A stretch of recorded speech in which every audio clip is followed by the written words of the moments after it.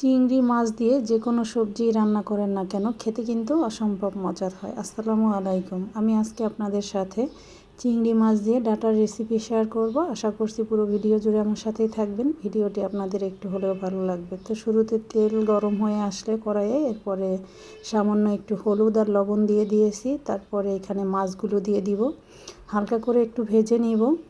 তো ভেজে নিলে দেখা যায় মাছটা খুলে যায় না। আর যদি কেউ ভেজে নিতে না চান তাহলে এখানে কষিয়ে নিলেই হবে। আমিও যে খুব বেশি ভেজেছি এমন কিন্তু নয়। তো একটু ভেজে নিয়ে সাইড করে নিলাম। দেখে নিশ্চয়ই বুঝতে পেরেছেন আমি একটু লালচে বর্ণেরও হতে দেইনি। এক সাইডে পেঁয়াজ কাঁচামরিচ দিয়ে দিব। এখানে আমি পেঁয়াজ দিয়ে দিয়েছি 4 টেবিল চামচের মতো, কাঁচামরিচ স্বাদ মতো দিয়ে নিলেই হবে। তো এই পেঁয়াজ কাঁচামরিচের সাথে চিংড়ি মাছগুলো একটু ভেজে নিব।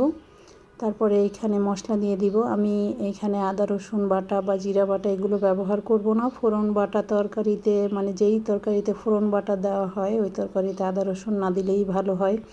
তো এখানে আমি গুঁড়া মশলার মধ্যে হলুদ গুঁড়া, মরিচ গুঁড়া, ধনিয়ার গুঁড়া, লবণ নিয়েছি, লবণ স্বাদ মতো। মরিচ গুঁড়া দিয়েছি আধা চা চামচের মতো, আর হলুদ আর ধনিয়ার গুঁড়াটা 1 চা চামচ করে দিয়েছি। ডাটাগুলো আমি এখানে একবার একটু ভাপ দিয়ে নিয়েছি।